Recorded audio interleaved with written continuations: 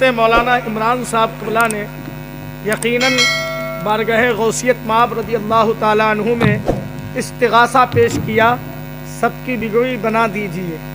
یہ دعا کر رہے تھے اور التجا کر رہے تھے غوث اعظم کی بارگاہ میں، مندھنا والوں کی بگوئی بنا دیجیے، اور مندھنا والے خاموش بیٹھے تھے۔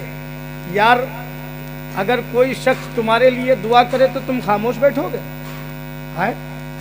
وہ کہہ رہے ہیں کہ اس غوث اعظم بگوئی بنا دیجیے، اور آپ خاموش بت بنے بیٹھے ہوئے دیکھ رہے ہیں۔ سمجھ رہے ہیں آپ؟ ارے کم سے کم اس کی زبان پہ لبیک تو کہو، یا غوث اعظم واقعی ہماری بگوئی بنا دیجیے۔ دل تو غوث اعظم کی طرف رجوع ہو جانا چاہیے تھا۔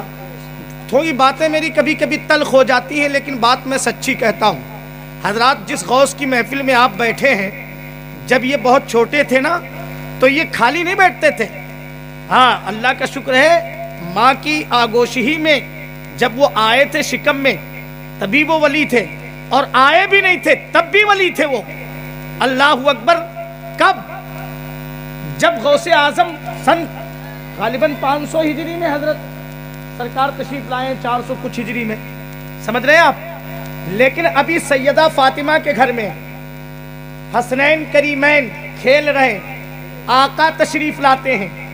آقا صلی اللہ علیہ وسلم حضرت حسن کو بلاتے ہیں اور اپنے سینے سے لگا لیتے ہیں۔ سبحان اللہ کہہ دیجئے۔ تو حضرت فاطمہ کے دل میں خیال آیا کہ آج ساری محبت ابا حضور کی بڑے شہزادے حسن کی طرف کیوں ہے؟ تو دل میں خیال آیا تھا کہ میرے آقا دل کی بات کو پڑھ لیتے اور کہتے، سیدہ تم یہ کہنا چاہتی ہو نا کہ آج حسن سے میں محبت کیوں کر رہا ہوں؟ تو اس کی وجہ سن لو۔ اس کی وجہ یہ ہے کہ ابھی جبرائیل آئے تھے اور انہوں نے مجھے بتایا کہ یہ جو شہزادہ حسین ہے اس کی نسل میں ائمہ پیدا ہوں گے، اور یہ جو شہزادہ حسن ہے اس کی نسل میں ایک ایسا شہزادہ تشریف لائے گا جو بغداد کی جامع مسجد میں کھڑے ہو کر کے یہ کہے گا، قدم ہاذہی علی رقبتی کل ولی اللہ، میرا یہ قدم تمام اولیاء اللہ کی گردنوں پر ہے۔ سبحان اللہ، سبحان اللہ، نعرہ تکبیر، نعرہ تکبیر، نعرہ رسالت، نعرہ رسالت، علماء اہل سنت، نعرہ تکبیر۔ اور صرف یہی پر بس نہیں، بلکہ آقا یہ بھی خوشخبری دیتے ہیں سیدہ کو، اے میری بیٹی فاطمہ، اے میری شہزادی فاطمہ، یہ میرا بیٹا حسن ہے، اس کی نسل میں وہ بچہ تشریف لائے گا، اللہ اس بچے کو پیدا فرمائے گا، اور اس بچے کے سر پہ غوثیت کبریٰ کا تاج رکھا جائے گا۔ سبحان اللہ، سبحان اللہ۔ حضرات محترم، تو اب جب آقا غوث تشریف نہیں لائے ہیں اور ذکر کہاں ہو رہا ہے؟ فاطمہ کے آنگن میں۔ سبحان اللہ، ذرا محبت کے ساتھ بولیے سبحان اللہ۔ تو ان کی محفل میں آپ بیٹھے نا، بڑے پیر کی محفل میں، تو آپ خاموش ہو جاتے ہیں، مجھے تکلیف ہو جاتی ہے۔ مانگا کرو غوث اعظم سے، حضرات غوث اعظم سے مانگا کرو، بغیر مانگے کچھ نہیں ملتا ہے۔ غریب نواز نے مانگا تھا کیا؟ ارے غریب نواز کو جانتے ہو؟ ہم ہندی مسلمانوں پر کرم ہے کہ نہیں ہے؟ ہاں، میرے آقا غریب نواز کا مانگا تھا۔ غریب نواز نے گئے تھے بغداد شریف سرکار کی بارگاہ میں اور عرض کیا، حضور ہمیں بغداد دے دیجئے۔ کیا دے دیجئے؟ بغداد دے دیجئے۔ تو سرکار غوث اعظم فرماتے ہیں، معین الدین آنے میں دیر کر دی، بغداد تو پہلے ہی شہاب الدین کو دے چکا ہوں، ہندوستان باقی ہے، تم ہندوستان چلے جاؤ، میں تمہیں ہندوستان عطا کرتا ہوں۔ سبحان اللہ، ذرا محبت کے ساتھ بول دیجئے سبحان اللہ۔ حضرات یہ محفلیں، یہاں دل لگائیے، دل جتنا دل لگائیں گے انشاءاللہ ایسا خطیب قسم خدا کی جس کے جملے دل سے نکلتے ہیں۔ سبحان اللہ، یہ بھی یار دیوانہ وار مستانہ وار خطیب ہے الحمدللہ۔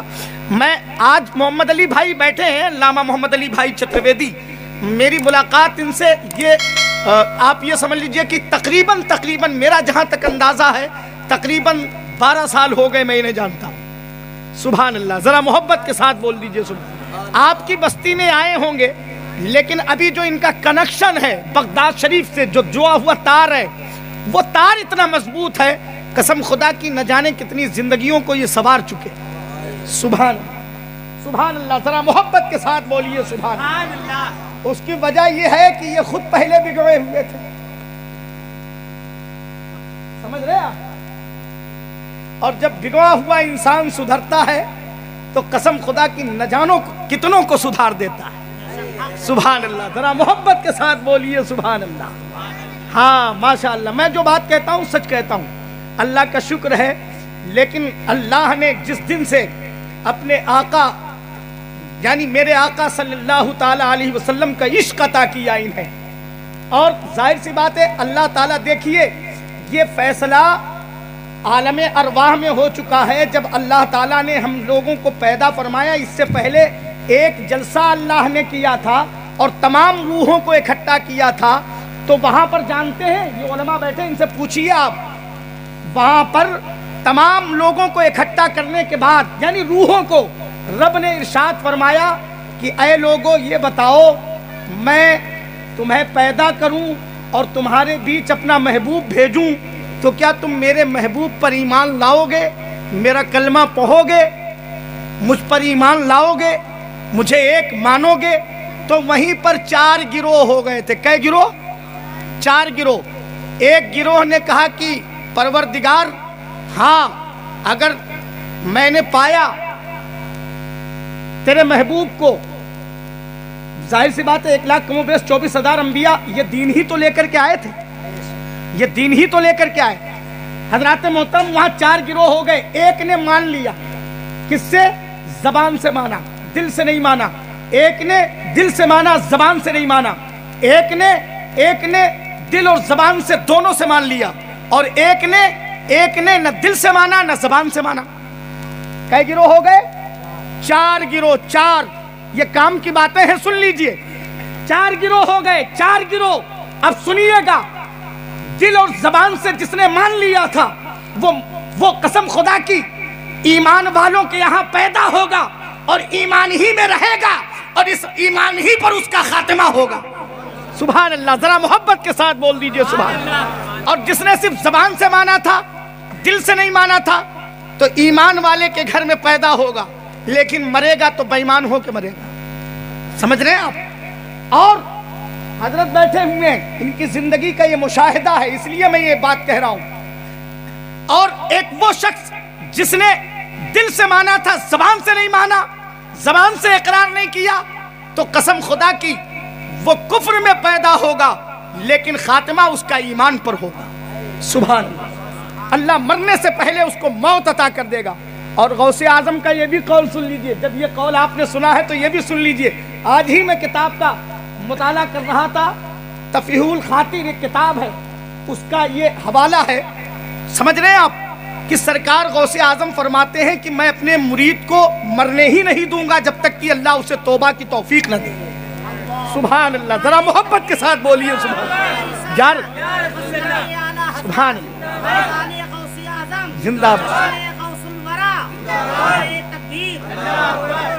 یہ غوث اعظم، اور سنیے غوث اعظم یہ بھی دیوانوں کہتے ہیں کہ اگر جہنم سے بچنا چاہتے ہو تو میرے مرید بن جاؤ۔ سبحان اللہ، میرے سلسلے میں داخل ہو جاؤ، میرے سلسلے میں داخل ہو جاؤ۔ غوث اعظم یہ فرماتے ہیں کہ میں جہنم کے دروازے پر کھڑا رہوں گا، اور قسم خدا کی قسم کھا کر کے کہتے ہیں قسم ہے اس وحدہ لا شریک کی، میں اپنے مریدوں کو جہنم میں نہیں جانے دوں گا جب تک کہ وہ جنت میں نہ چلے جائیں۔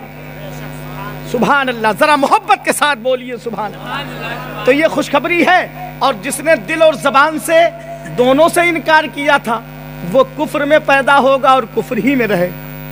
سمجھ رہے ہیں آپ؟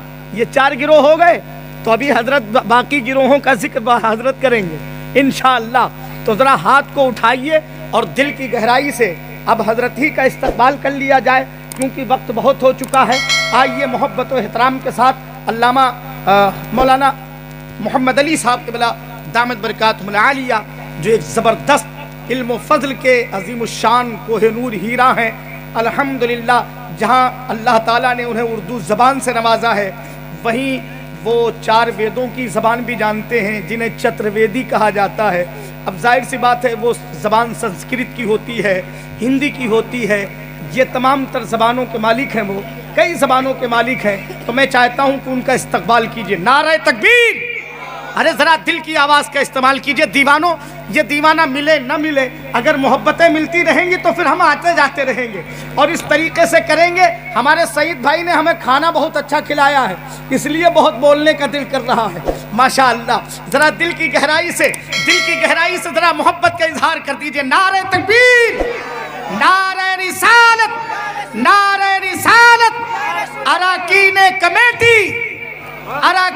کمیٹی سرزمین مندھنا، نوجوانان اہل سنت، مسلک اعلیٰ حضرت علامہ محمد علی صاحب قبلہ چترویدی، نعرہ تکبیر! نعرہ رسالت!